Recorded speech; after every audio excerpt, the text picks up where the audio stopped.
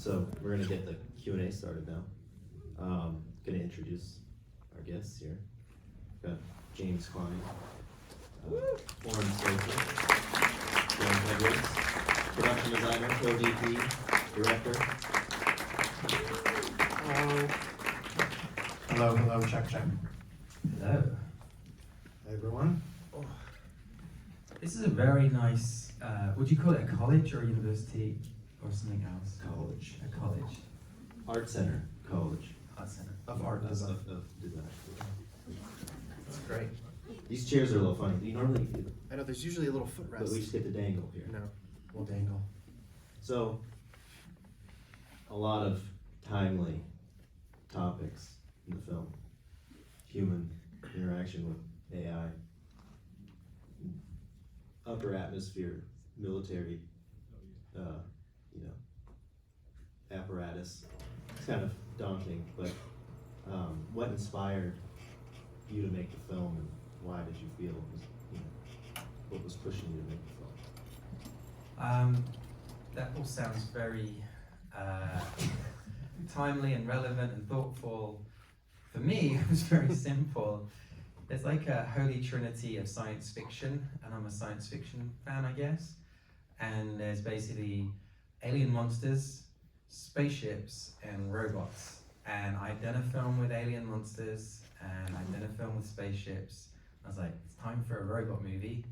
And so it was going to be an AI film, but the second you pick AI as your subject matter, and this was before all the ChatGPT insanity that's happening right now, it was you pick it as a subject matter, and suddenly you realize it's a really fascinating thing. Like, all kinds of philosophical dilemmas appear. Like, are they real? What is it? Does it matter? Can you tell the difference? What if they do something you don't like?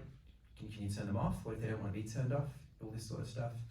And so that started to become as much the story as this kind of fairy tale about, I guess, a reluctant father, like father-child kind of dynamic across a landscape.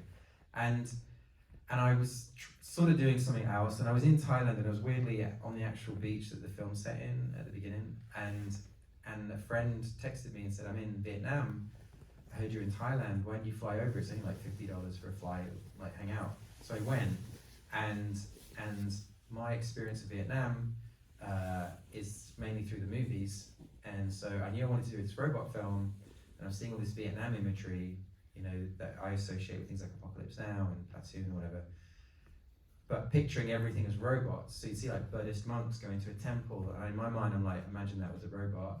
And I got really excited, like, this is a kind of science fiction visual that I've not seen, that doesn't, like, there's so few places you can go in science fiction that isn't just completely like another film.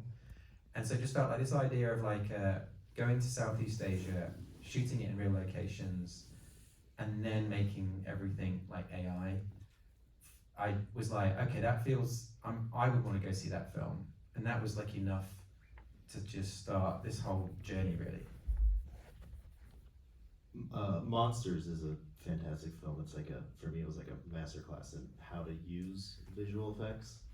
And I was wondering, your process making this film and filmmaking for you in general, how are you navigating using visual effects when you approach projects like this in general? Yeah, so my background, I went to film school, thought what would happen is you'd make I don't want to, spoiler alert. When you finish film school, you don't get, most of you don't get this massive Hollywood blockbuster gig. You suddenly have to go back and live with your parents and go, what am I doing with my life? And so I ended up, not you won't, you're going to be great. Okay? And so I ended up going home and going, what am I going to do? And Jurassic Park had come out of the cinema, it was clearly computer graphics with the future of filmmaking, bought a computer, learned all that stuff. And then my goal was like, okay, I can use this now and go make a film. And 10, 15 years went by, and still hadn't made a film. And so that film you mentioned, Monsters, was me and basically a few friends. We went around Central America, shot this movie, did it all really guerrilla, just 5 of us in a van. And it basically we screened it at some film festivals, and I got really lucky, and it got me the Godzilla gig. and so I got to do Godzilla and then Star Wars, and I felt like there was something about that process of making a film with just 5 people and being really guerrilla about it that was so liberating and so creative that I really wanted to find this hybrid that married kind of the creative freedom of an indie, low-budget movie, but with the scope and scale of a giant blockbuster and a theatrical release and everything. And so this really was, you know, with these guys, it was an attempt to and I wouldn't say we bullseyed it, but we got closer than I thought we would in terms of marrying those two worlds. James, so you have like a pretty impressive resume, and Come on, read it out. Come on, let's do Thank it. you. yeah, you know, 1997, movie called Instinct. Nobody ever saw. No. I'm not gonna go into it. There's a long list of movies no one ever saw, but thank you. so I want to know how you guys worked together in figuring out what the film looked like. But we were talking for a second before the screening, and your career at Art Center is pretty interesting, and how you got going. Do you mind talking about that a little bit? What you started here doing, and then where it advanced to? Yeah, I mean, in a way, Art Center was kind of a primer for everything we did in this film. There's vehicle design, there's architecture, there's world building, there's even robotics. So even though I didn't study those specifically, I started in transportation design and product design.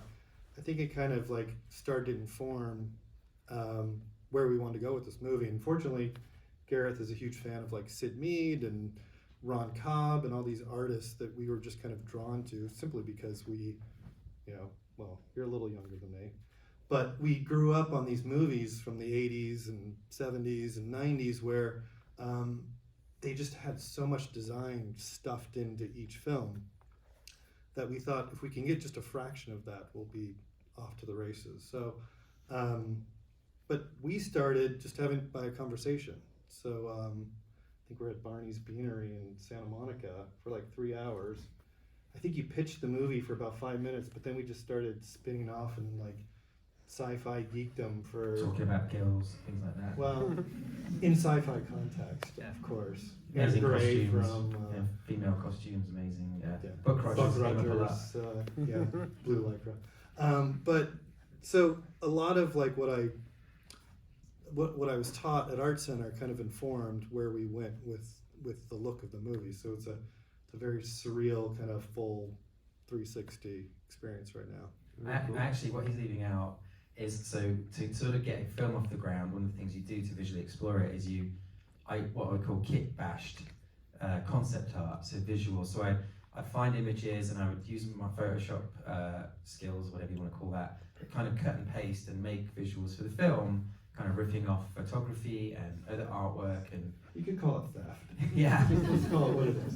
And so I had all this imagery and I didn't realize it, but we were sitting there and I'm explaining the movie to him and I get to the last image, get to an image of that. You see it actually in the movie pretty similar, where Alfie is just looking at the destroyed Nomad, and I show it to James and he just laughs. I'm thinking, oh, this isn't going very well. And he's like, oh, that's my artwork. And it was one of those moments where it's like, well, I guess you got the job then. By default, you had to hire me. Well, he would sue me, so. You did steal it. I've got good lawyers.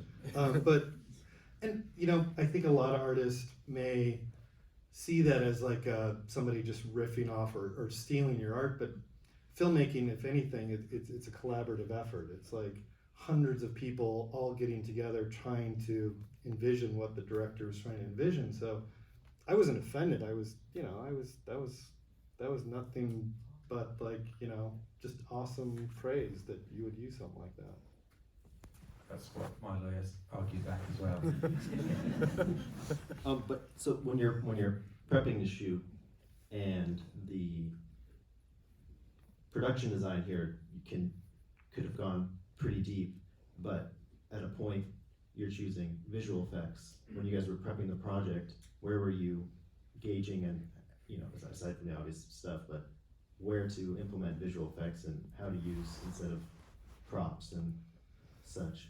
I mean, we did kind of hit the gamut of everything. I mean, Gareth was like talking about like the look of the movie, and we didn't want to do some kind of predictor of the future. We wanted to kind of embrace some of like Japanese, Walkman's product design from the 90s. And Gareth's like, I'll just go on eBay and I'll buy like 30 different things off eBay and we'll put them in the movie. And I was like, yeah, that sounds great. Well, that's a great idea. We'll actually make stuff like that and spend a bunch of money. But in the end, Gareth went on eBay, bought a bunch of stuff, and most of that probably made it into the movie. So in a way, we kind of used everything. We took pre-existing props, pre-existing pieces of, we kit bashed in real time with like real things, but at the same time we would then go off and use some amazing technology like Stagecraft, which is this big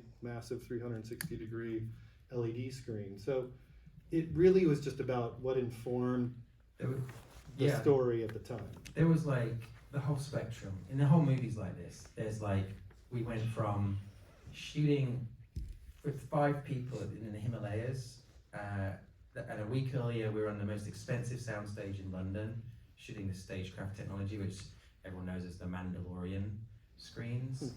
The volume, and but like so we did eBay stuff where we would hack up like 1980s objects and glue them together and make them look like some sci-fi shape. And equally, we used Weta Workshop in the other end of the spectrum to do all the hero, like all the any object that gets proper screen time was like by Weta and their design team, and they did an amazing job. And they're in the building, so I'm giving them a shout out. But then my department would have to take a Nerf gun, paint it black, and call it a prop. Yeah, so all the guns, honestly, it's a complete range of approaches. So all the guns, like on the bridge scene where there's smoke and everything, and all those guns they're holding, they're Nerf guns. And they're just sprayed black, and we've stuck long pipes on the end. And it's for real. Got Ken Watanabe and everybody next to, like, just water pistols. And they're like, what's going on? Oren, I'm a big fan of you and your work and your ethos and the way you talk about cinematography and touching on the design stuff. You have a very refined style, I feel like, with shooting, and genres like sci-fi being so heavily designed.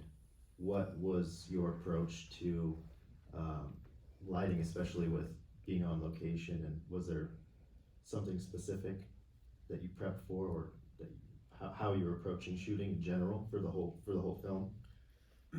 Yeah, I mean, obviously the cinematography on this film is a little complex because there's 2 of us, and then there's sort of a third leg to the tripod, which is Gareth, who is operating the camera and is really in the driver's seat of where the camera is pointing, what's in frame, compositions, camera movement, and all of it. And taking a step back from that, like when I stepped into this project, I mean, I had only done like little indie films before this. And on a little indie film, usually what happens is you read a script and it's lovely, or it's not, could be shit. But you sit down with the director and you're like, okay, what does it look like? And then they usually go, well, I don't know. Like, let's talk about it. And then you talk, and then 2 weeks go by, and then you're like, oh shit, we have to start filming. And then you have 3 weeks, and then you're done. And on this project, it was the first time I'd stepped into something where there was such a fully formed world by the time I came on with this project, because these guys had been working on it for years. And I came on and saw concept art. Gareth shot a proof of concept short film that was used to pitch the movie, that went through ILM visual effects, design work, everything. And there's shots from it in the movie. It's that well integrated. So like I already saw that, and you see the concept art, you see all the work that they've been doing, and you're like, oh, this is what the movie looks like. Like the aesthetic of it, the world that was built, and what Gareth wanted to accomplish was so clear.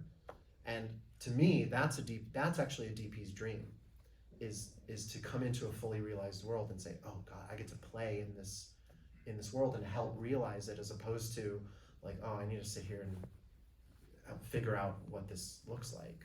So it was really great, and the ethos of the filming made my job, I mean, I guess I wouldn't say easy, but maybe a little easy, because it was very natural based on natural light and based on available light.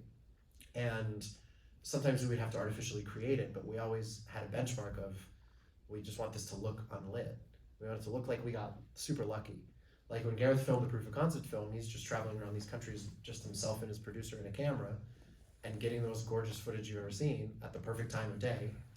And then you're like, oh, well, we just need to get that. Like, we just needs to look like that. It's simple. Oren's playing things down a little bit. Because so we did, I think I would think that it was innovative in that, so like on a normal movie, so we were shooting, you guys will know this because film students and all sorts here, right? So we can talk a bit technical. Mm-hmm. So we were using a Sony FX3, and the great thing about that, it shoots at 12,800 ISO, which basically means you can film in kind of moonlight conditions and still see. And so it's so sensitive to light that we didn't need to have the giant lights. Mm-hmm. You can talk about Nancy maybe. And Yeah. Well, exactly. So I think what ended up being interesting about the visual approach in terms of lighting and camera is that it's very much the same ethos as spray painting the Nerf guns.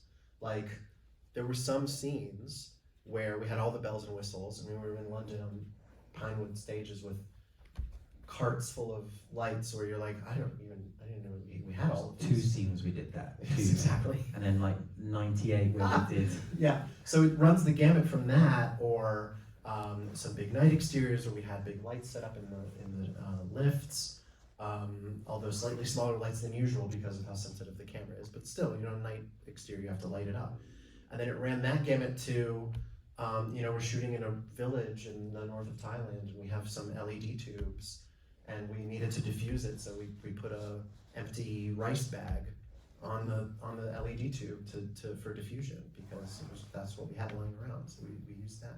So it kind of ran the spirit of that, like, scrappiness and that using the resources that you have ran through every department, including camera and lighting. When you have like basically a battery operated light, because one of the big thing that happens on a film set is that you shoot in one direction, right? And there's all lights on stands and everything, and cables and things, and then you go, okay, now I'm gonna shoot here. Okay, move the lights. 20 minutes go by. Okay, we done it. Shoot that direction. Okay, now I want to do the reverses. Okay, move everything. 20 minutes goes by, and your whole day in the pie chart is nearly half waiting for the lights to move and things like this. And so with these LED lights, just like you have a boom operator with the microphone on the end of the pole, it's like, well, why don't we have someone holding the lights on the end of the pole? And that way, as we shoot the scene and suddenly want to go over here and look that way, they can just move the light instantly. And so things that would take like maybe 10, 15 minutes were happening in 5 seconds. And so it was like a really fast way of working, and we could shoot loads more and be more. Yeah, I mean, the idea was to have it feel like you were traveling around with two people in these beautiful locations and pointing the camera in a certain direction and just getting the best looking thing imaginable, and you just got really lucky. But behind the camera, there's all these things moving around to make that happen. So our best boy electric, Nancy, was sort of tasked with the LED light on the boom pole, and the gaffer and I are sat at the monitor, basically watching the image, and wherever Gareth's pointing the camera, we're like making adjustments kind of into a little microphone, having people sneak into frame and maybe move a light out or put a light in, or have Nancy swing the boom over, or like, oh, quick, cover up that window, it's front lighting this, and then I think Gareth would describe, like, because he's operating the camera, so he's seeing the image on the monitor, and then you would say sometimes like, oh, I pointed the camera in a certain direction and it wasn't looking so great, and then while you're watching the take progress, it's like, oh, the lighting was getting a little bit better. Oren had, I don't know, what was the software, but on the iPad. Oh yeah, well, the lights that we use all have built-in software, so it's aperture lights mostly, and they just use an app on the iPad. So the trick was, if you play with the lights during a take, if you do something like quick, like if you flick a light, it kills the take, right? So someone's doing a great little performance, and then suddenly the light flicks down or up or something, you can't use that. So it's like, by all means, change the brightness of everything, but just do it really gradually so it's subconscious. And so you would move the camera, and it'd be like, this is nice, but it's like 6 out of 10, you know what I mean? And then as I was filming, a few seconds later, 10 seconds later, it'd be like, well, this is like an 8 or a 9 out of 10. And it's because Oren's sitting there going, that one down, like pull that one down, put that one up, you know, Yeah. and suddenly the light's just shifting around and in real time. Yeah, but so that's pretty much the ethos of the whole visual approach in terms of the lighting. And it completely integrated into what these guys had worked on in terms of designing the world. It's a lot of practical lights, a lot of stuff built into costumes with Weta, built into the sets. So the idea was always that it would feel like we got really lucky. Like it's very natural lighting that looks like the most cinematic lighting. You just walked into these amazing locations. But there's often a lot of work and finesse behind the scenes to make that happen. But we always wanted it to feel unintrusive, and we wanted to maintain that kind of documentary, guerrilla, kind of scrappy feel that Gareth was describing. That was sort of the idea of how can we make a movie like that, but with a bigger scope. I think you're being a little kind when you say everything's been worked out, because part of the ethos of this project, which all came from Gareth, was there'd be a couple design phases. There would be initial design phase where we had to make sure we had certain props and set deck. But there was a whole nother phase that Gareth planned where a big chunk of the movie hadn't even been designed yet. Yeah. So typically in a movie, you kind of build the whole world out. You say, okay, this is the world. We've got to kind of follow all these little tracks that we've laid and kind of build it on that. But Gareth and Oren shot this movie, and Gareth had the faith that, hey, we can go back into this. We can build on top of that movie. And it was a little scary because nobody had kind of done it before. But we did this test that Oren spoke of earlier. And it was kind of proof positive that it could work. And it was kind of like, the way I describe it is, if you had the ability to build a house anywhere you wanted to, you would find the land first, and then you'd build the house on the land. You wouldn't kind of design the house first. And Oren and Gareth just found the best land that is on Earth, and we just built upon that land. So it was kind of a revolutionary way of doing it, and I think by doing that, it just, everything kind of melted together and felt cohesive rather than trying to anticipate it early. It all kind of just worked together because you guys shot a great movie. Well, shucks. But leaning back into the camera, so you're speaking of it being able to perform in low light. Yeah. But the form factor is a very small camera. So was this because you want to be able to move through spaces easily? You want to handhold it? What was the motivation for getting such a small camera? Well, I'm not very strong, and I was operating. Yeah. Garrett's operating 40-minute takes in the tropics. Yeah. In 90-degree heat and 100% humidity. Yeah. And the cameras are heavy. But really it was, we had sort of identified, or you guys had identified the Ronin RS2 gimbal as sort of the basis of the camera rig. And it has a limit on the weight that it can carry, and it's just a small gimbal. Yeah, if we were to have, so honestly, if that, like the Arri, I don't know what it costs, right? But let's just say an Arri is at like $80,000, right? Yeah. With all the spec'd out version. And our camera was 4,000. We would have paid 80,000 for the camera we used if it was the other way around. Like, it was the fact it was so small and light, and we had it on a gimbal as well, so that if you have a big camera, then the gimbal's bigger. Mm-hmm. Now you've got one of these things where you look like Sigourney Weaver from Aliens just to carry a camera, and it's a nightmare. Yeah. And then you need trucks for that thing, and it just grows and grows and grows, and it's like the smaller the thing at the start of this process, the smaller all the infrastructure around it is. Exactly. There's a knock-on effect, and we carried multiple camera bodies that were set up in different configurations, and every little knock-on effect of having the small camera body affects the size of the dolly you can put it on. Our dolly was like that big. I mean, it was like a foot wide, because you don't need a full-size dolly. You don't need a full-size techno crane. Like, you don't need to ride the dolly, because with the Ronin, or the RS2, Yeah. it comes with this silly little app where it uses the gimbal in your iPhone, and as you rotate your phone, the camera rotates. Controls the camera. And so it's like, well, if we just stick the phone on the back of the director's monitor, when I move the monitor, the camera will move just like I'm looking through the camera. Yeah. And so then we don't need to ride the camera. So therefore now the dolly, you can pick it up and you can move it over here and put it down. And so you can do dolly shots and reset them, which again normally takes 10 to 15 minutes. and you can move the dolly in like 10 seconds and do a new dolly shot if that didn't work, and try all sorts of things. And it opened up our drone. There's a lot of drone shots in the film. We flew that camera, the little camera. So it just has that knock-on effect. And you see it, like the camera truck shows up and it's one fairly small truck, and all the cameras are in little like container store containers because they're small, they're just padded, and you don't need all the infrastructure. And I think that was really part of the ethos of keeping the shoots as small as we could on set, and the footprint small, so that we could be nimble and shoot on mountaintops and crazy terrain and all these amazing locations we went to.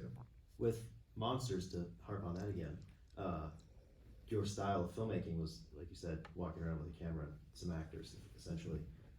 Your process in making films like that, do you notice it from other films like Rogue One, where your performance is maybe different with actors when they don't have large camera systems like in their face, or maybe disrupting a performance, or is that ever like a thing, or is that?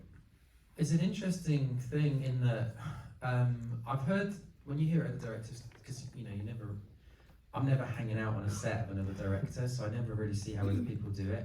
But when you hear other directors in interviews like this talk about their process, I know there's a few very famous ones that talk very strongly about not being in Video Village and being near the camera because they want to see the performance, they want to be able to talk to the actor, you know what I mean? They want to be there for the actor, and it kind of raises their game a little bit. And I think operating is like that, because I'm like, they're right there. If I push forward, I'd hit them in the head. And so that you're really there and you can feel it. And so feedback is really, you can do it during the take, you can just whisper it. Do you know what I mean? Like you can just say something. And I found on some other films where I've not quite done that and what I've operated maybe is I'll be watching in the Video Village and there'll be a certain level of energy, and for whatever reason I go, I'm gonna go grab the camera, and I grab it and I start operating, and it goes up, the energy goes up in the actors, because it's a bit like, oh shit, the boss is here, or some sort of weird psychology of like, oh shit, like, because you're hidden, so there's this feeling of like, I don't know, that it's not really happening or something, and then when you're there, it just, I don't know, it goes up a notch. And I find, even though it can probably hurt me as a director operating, because I'm also worrying about composition, but weirdly I find the performance comes through to me as part of all that process. It's not like, oh, I'd have to watch it back, I'm not sure what the performance was like. You're very aware of what the performance is like as part of that process, and I think it's because you're so close, you can't escape it. You know, you've got an opinion at the end of the take, what you want to change or not. And also hurt you physically. What's that? Your poor back. Yeah. It's a physical and emotional hurt. And so during filmmaking, how much of it was like, because of the stuff is heavily in post with the VFX, are you changing a lot of stuff throughout the production, or is it you know, the world is pretty rigid? The simplest way to explain how we did it is, and it's not quite true, but it's a very simple way to understand it, and it happened on that first test, and we kind of applied this as a rule through the movie itself, is imagine shooting a movie. So basically, every single shot in the film, there's not really any green screen, there's occasionally something, right? And once in a blue moon, but 97% of the film has no green screen or anything.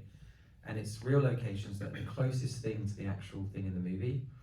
And then if there's a giant building, we film a building, even knowing like we're gonna replace that vehicle's gonna get replaced. Like we had Ford Transit vans as the vehicles, and then we digitally changed them all to be like more sci-fi. And so then you basically, and I would do it with James, like we would share desktops, and I would just watch him paint all day. But it would be like, I would grab a frame from the film, give it to him straight away, and then he would start painting on it, and we would like try ideas. It was like no more than a minute an idea. Be like just like Rocky training, like montage stuff. Like okay, move on, next idea. And at the end of that, we look back at like 20 ideas and then pick out 2 favorites, and then play with them and do little versions of that.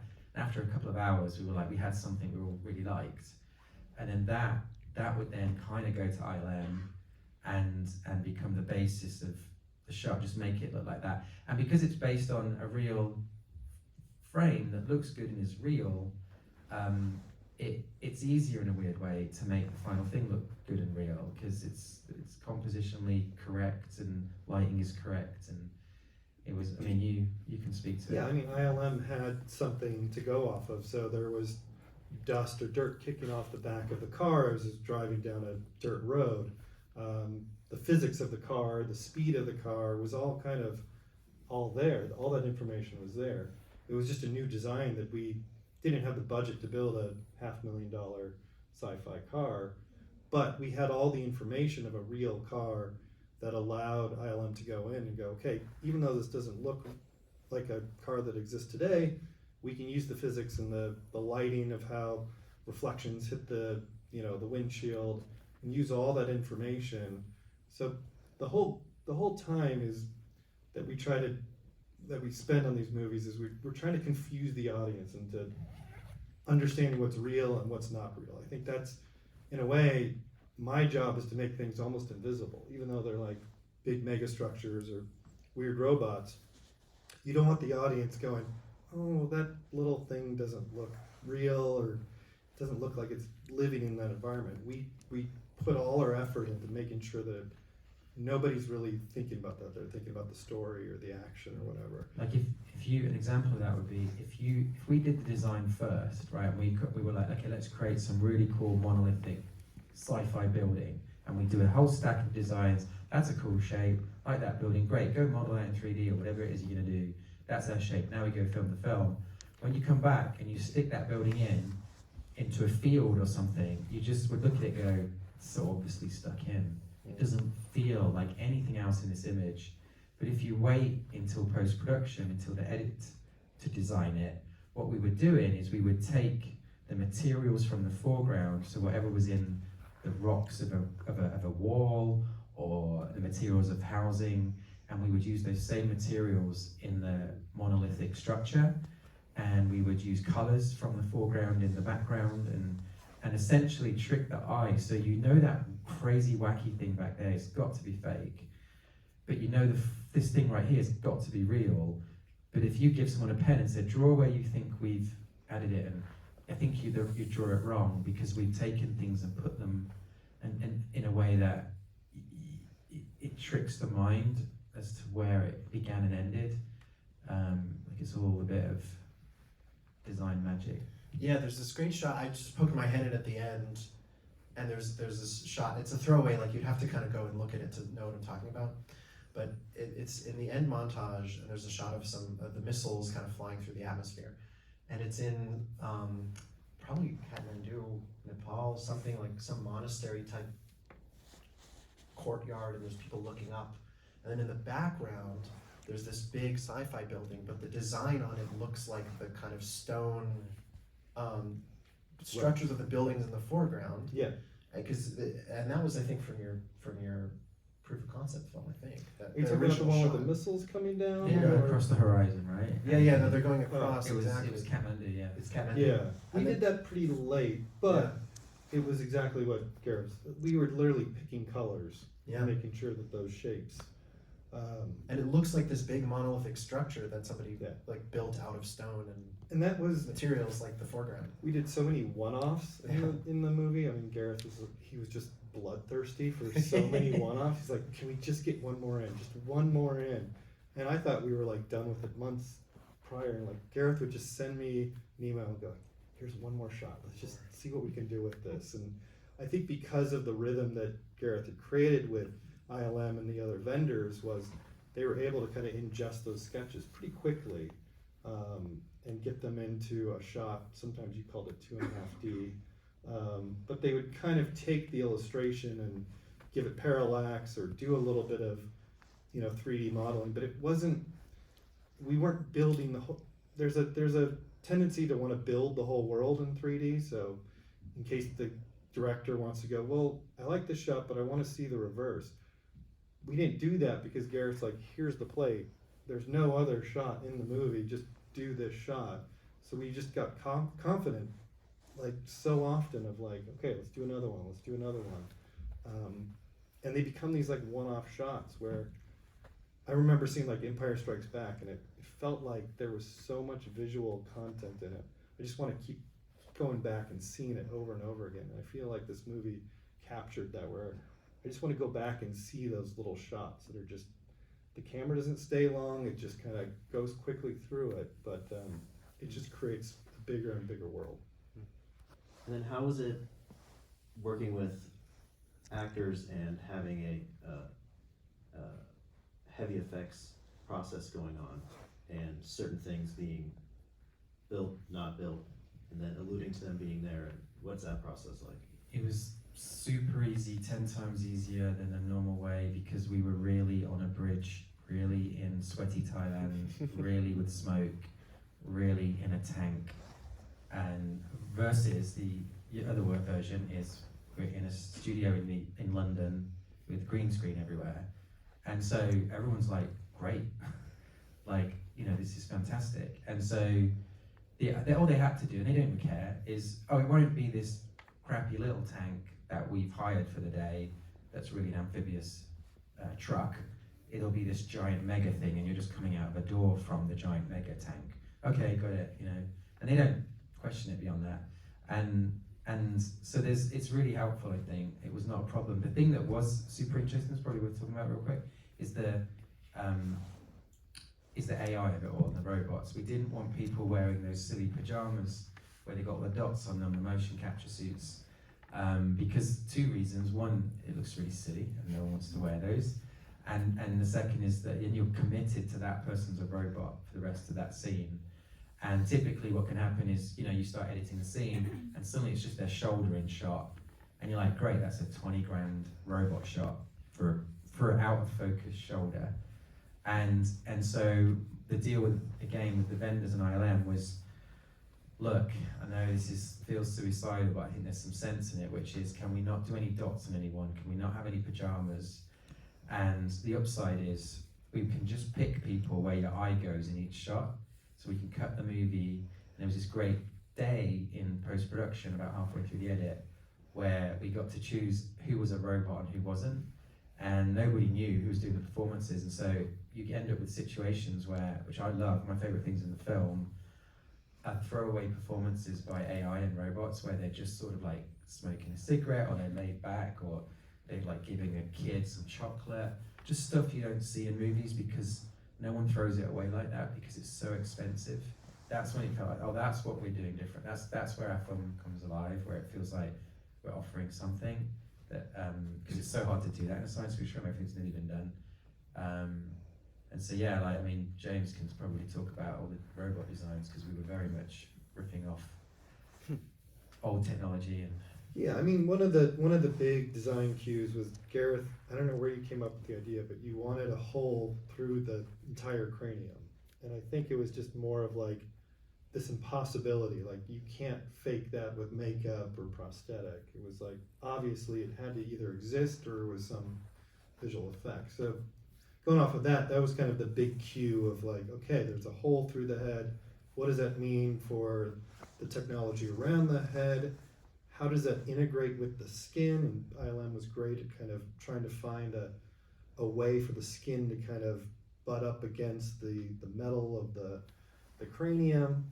But I want to ask you, I never asked you, like, what was Maddie's first reaction, like, when she saw herself? Because the main actress, she had never probably seen much, even artwork, I'm assuming. yeah, When was so the first time she saw was herself? was Madeline, the girl that played the AI in the whole movie, the child. Typically what happens in a film, and it's really a frustrating moment, is actors come in to do what's called ADR. So they sort of do lines of dialogue, and they do it, you know, like in a sound studio. And it's the first time they've seen anything from the film, and your last time you saw them was on the shoot, and you haven't seen them for 6 months. They turn up, there's a little bit of a reunion, then you hit play on certain scenes, and it's really bad because you want to sit and show them the whole movie, but it's not finished yet. But they see these random images, and I remember she came in, and she saw herself with the hole and everything, and she sort of got tearful and was giggling loads, and was really embarrassed and was like covering her face because she was, you know, it was like such a shock. But equally, it was a shock for her to see herself bald. She had her head shaved, obviously, for the movie, and she'd grown it back by then. And so I think that was also like, you know, equally like shocking to her, like, oh my God, I forgot I'm bald. And we had a deal. I said to her, when she first got shaved, I felt so bad, because she just like got upset when she saw herself, right? She's a little 6 or 7 year old then. And I felt so bad, and I said, Madeline, if you do this at the end of the shoot, not at the beginning, at the end of the shoot, you can shave my head.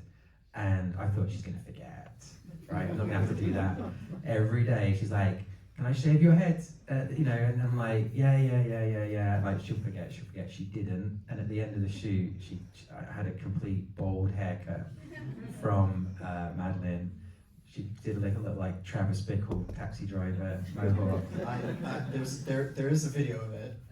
That is never going on the internet. Never to be seen, but I've never seen somebody more maniacal. Like her face in the video, she is like, she's so happy. She's a very stoic person. Her personality is almost kind of similar to the character. She's very zen, calm. She would sit on set and just read a book, like just not what you would expect of a 7-year-old girl. And in that video, I was like, oh, there's the child. There's the giddy, excited, like hyper person who's so excited to shake your head. Do we have a couple minutes to throw? I thought you were gonna say, do we have the video? Do we have the video? Yeah. Cue up. Yeah. Just any questions out here? If someone you wanna hit the mic there? Oh, they set one up. Well, you have to go up. Tell your life story now. So my life story is, my name's Jordan. I'm in the film department. I want to be a production designer, so of course my question is for you, Mr. I did stalk your IMDb, and I'm fangirling a little bit. But you worked on a lot of projects that are also franchises. I know this is your first being production designer, but I wanted to ask how the process and the challenges differ when it comes to the art process for designing stuff for something with an already established world like Star Wars versus this, where you get to sort of start from scratch and build. Yeah, it's a great question. I mean, there is kind of a research part of it that we all start with, and for the creator, Gareth loves grabbing research, and I probably still have it on my hard drive of thousands of images of just graphic design, thousands of images of just product design, but we would just go through them, like hundreds of images. I would gather my own images and we kind of share them back and forth, but a lot of it just starts with research. So, you know, I worked on Lincoln, and it was about the Civil War. I didn't really pay attention in high school about the Civil War, but it gave me an opportunity to kind of go back and like research what was the daily life of somebody living that life in the late 1800s. So I don't see the creator of Star Wars any different. I just try to do as much research. With Star Wars, Gareth knows this,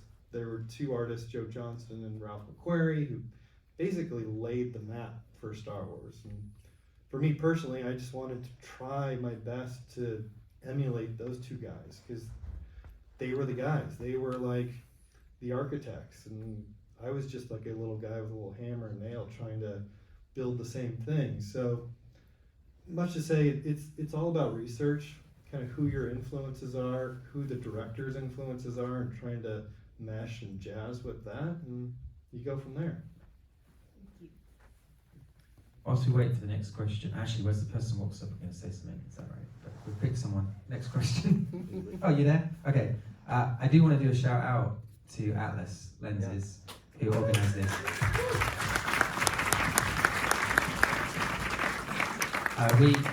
We shot a lot of the film on vintage lenses, and because I love the qualities, the characteristics, as we all do, from those 70s and 80s films.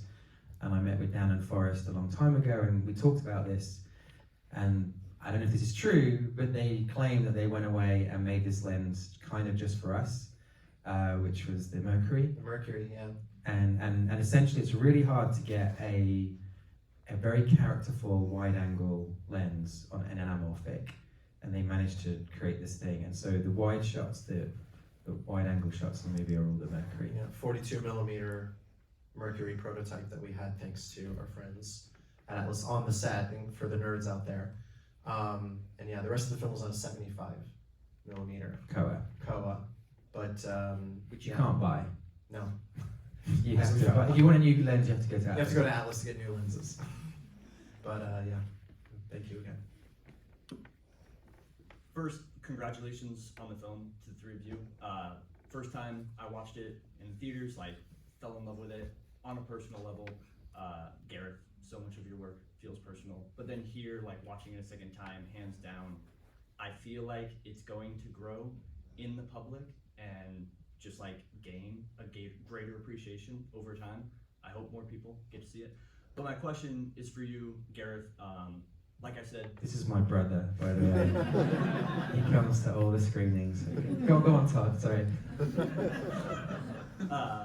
so much of your work feels personal, whether it's like an original project like Monsters, like True Love. I mean, the creator. Yeah, it was Oh, called True see. Actually, Actually, brother. Aaron, have you got it? You got the What's tattoo. Oh, it's So under Aaron so got many the, layers. basically it was called True Love, Yeah. and that was the working title to the very last second before Disney said we should change it because it sounds like a rom-com. And so I had to break it to Aaron, who had got a tattoo of True Love. But it's actually a better No, thing, it's right? better because Yeah. it's the original title. Yeah. It's the one that we called it for 2 years. So that's, to me, it's always Sorry. True Love. It's all good. I'm here for it. But with all your projects, like feeling so personal, you have to be your biggest champion, like selling it to the studio, to the audience, writing it, directing it. So what happens when you have moments of like hesitation or doubt about your ability personally, or whether the project is worth making? How do you grapple with that? How do you overcome it? Thank you. No, cheers. I will genuinely answer that question because I think it's important, and I think there's some filmmakers in the room, and I struggle with that all the time. Like, it's the number one problem of making a film, is essentially you're taking, depends on the film, but you're taking a lot of money, and in this case, millions and millions and millions of dollars from strangers, and promising you'll return it in 2 years by doing your art, right? And you just spend the whole time going, what am I doing? Like, I'm kidding myself, you know what I mean? Like, I all day long, every day, spend the whole time thinking, I'm deluded, I've made a terrible mistake. And basically the graph of making a film, and I'm only saying this if it helps other people who feel this way and go, oh, maybe I shouldn't be doing it, because I just, is the graph of making a film is when you're on your own and you start fantasizing about, you know what, I think would make a good film, or I'd like to see it, it's blah, blah, blah, blah. And you start picturing this film, it gets better and better, you listen to music, you not necessarily write it, but you just conceive it, and it just goes higher and higher and higher. And basically in pre-production, the graph goes up to like the level of a masterpiece. Like in your head, you're like, I think we're gonna make the greatest film ever made, right? else you wouldn't bother, right? You've got to aim really crazy high. It's so stressful, there's so much blood, sweat and tears. So you aim crazy high, you go, I think it might be really, really good. And then you start making it, and one day at a time, it gets worse and worse and worse and worse and worse. And you're like, this is not how I pictured it, it's all going wrong. And by the end of the shoot, the lowest point on that graph is the day they show you the assembly. So basically the day the editor has put something together without a single conversation and just kind of shows you all the material. And I always start off that screening by explaining, if I don't commit suicide by the time the credits roll, that is a win, right? Like, and I mean it. Like, I am gonna want to kill myself. And it's nothing to do with the editor or anything. It's literally the realization of, oh my God, I didn't get anything the way I thought I had it. And then as you edit, it gets a little better the next day. You cut all that shit out that was terrible, and a little better, and over the whole process of editing, it goes up and up and up and up. A great film is when it goes up and up and up, and it reaches a similar level, the dotted line, if you could draw that ruler, to where you first were, right? I've never done that, right? I've never got to that place, but, oh, you're gonna beam up. I'm out of here. But it is, you hopefully get to a point where, you saying that very kind thing you said at the start of that, even though that's one person in the world, I don't care, one person in the world likes the movie, and so I'm like, that's a win for me, and it's things like that make you go, okay, maybe we didn't completely waste our time, do you know what I mean? And as crazy as that sounds, you should spend the whole time I do you? Like paranoid that you're just Yeah. you're an imposter? Yeah, I mean, for me, it's been like, this was my first big studio film, so I spent every day being like, I don't know why I'm here. like Greg and Gareth are nuts for agreeing to bring me halfway around the world, as if I know what I'm doing, and then that stays in your head. That's a thought that you put in a little box, and then you put it in the drawer of filing cabinet of your brain, and you shove it shut, and you kick it, and you lock it, and then you show up to set. It's fell out again. Yeah, exactly. And the next day it falls out again. You're like, you fucking stubborn thought, like get back in there. I'm trying to make a movie here. But yeah, I don't it's have like, any of those thoughts. yeah, James just rolls in, just about. I'm the shit. These designs are great. Thing every time. But to explain this is true, and I agree with you, right? Because James lives in the high point of the graph. This is when you're conceiving the film and it's getting higher. That's when you first talk to someone like a designer, right, concept artist or a production designer, when it's like oh my God, it's gonna be amazing. That's when you start painting pictures and it looks incredible and everyone's super excited. And then James goes, see you. But this is not what happened in our film, but typically a production designer goes away a little bit and you don't see them, you're busy making the film, and we reunited, and this is a very unique thing, is that in post-production, usually the production designer has gone at the end of the shoot. James stayed on all through post with Industrial Light and Magic, doing all the visual effects, and all the other vendors as well, painting over everything. Like, it's basically everything that looks good in this film is because James painted it that way. And so We had a team of people. they have names. they're not here, they're not gonna know. Just take the credit. Okay, oh, this is going on in, oh shit. Never mind. So essentially, James lives at the end as well as it gets better and better. So you're kind of a hero. Okay, I'll take it. Yeah, very good. I don't feel those dips, but yeah, I can No. see the darkness. But also one thing I'll add is that on set I don't feel it from Gareth. Like, Gareth shows up and I feel, oh, look, this guy's confidently making the movie, making all these shot choices, designing the shots, like knows what he wants. As a DP, like working with a director like that that's the dream, is to have somebody who just knows what they want. It feels so basic to say it, but there's a lot of people that don't even hit that bar, and that has taste. But we're talking about somebody that has a track record. If it was Monsters, I'd be like, who the fuck is this No, guy? totally. Like, with no money doing this, but I'm sorry guys, it's Gareth Edwards. Yeah. Like, I had a certain amount of faith that the movie was gonna Exactly. be something. Well, and I think It that was. the thing is on set it doesn't show. So, you show up and you just make the movie.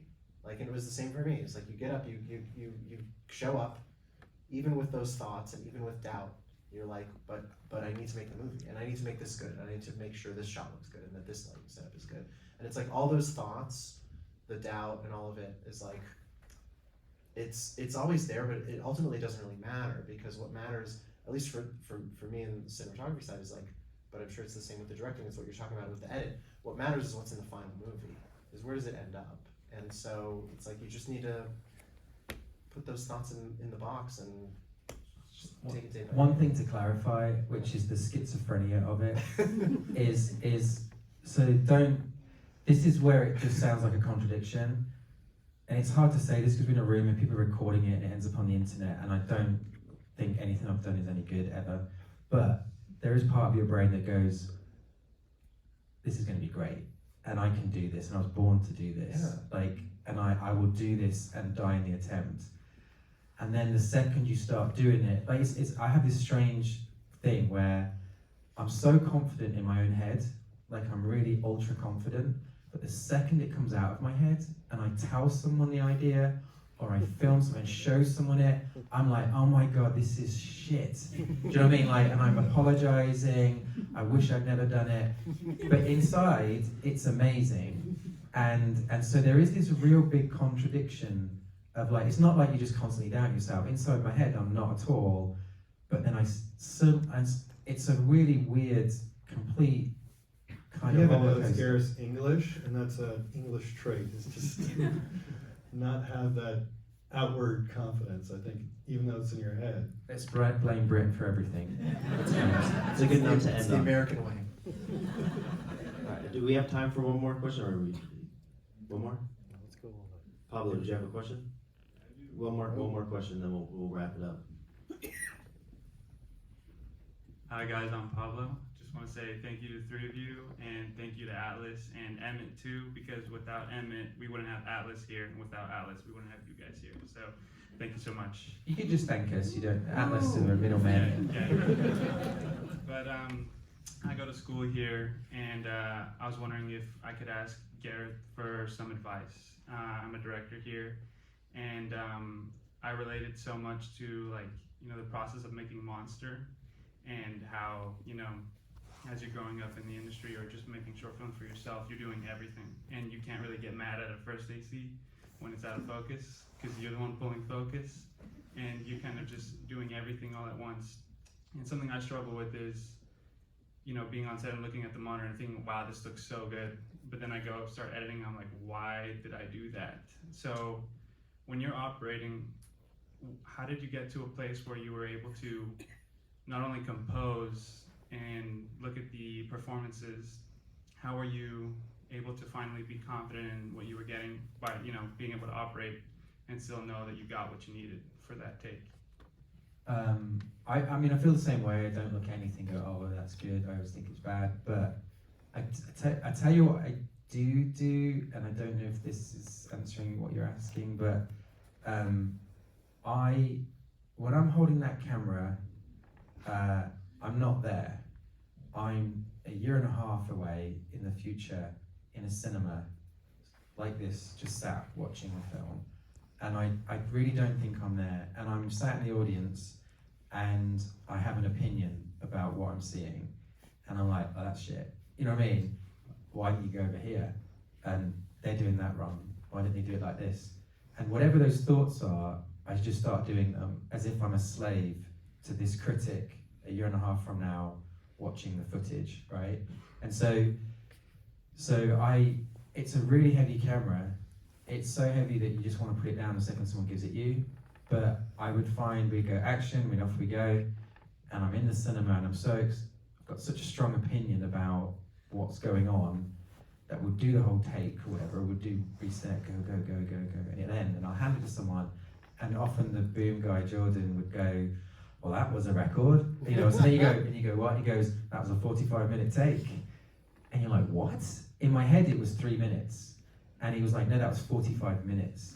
And it was as light as a feather whilst we were filming, because like when a kid is trapped under a car and mum can lift the car up to get the kid out. It's like that. It's like, this is your child under a car, right? And I'll do anything to save my kid. Like, it's so important to me that you just get in a trance. And so I feel like I'm you watching it in the edit, shouting at myself, going, why are you doing that? Do this, And so I'm not there. I'm really pretending I'm watching, and all these people are gone. Just block them out and just trust what you would think when you're calmly on a sofa in an air-conditioned room a year from now. And it sort of works. Well, you can say it doesn't if you watch the films, but it feels like that's kind of what I think psychologically that's what I end up doing, if that is answering at all. Yeah, sorry. All right. Well, thank you guys for being here. Really appreciate it. Very special, very motivating. Thank you, Dan. Thank you, Atlas. Everybody at Atlas for putting this together. Thank you, guys. Appreciate it. Thank you. Check out the Atlas Mercury lenses. And Atlas are here filming it in 360 or Yes, something on the we're- VR. It's not a crazy weirdo. Well, it is a crazy weirdo. This isn't an ad for the film. This is real life.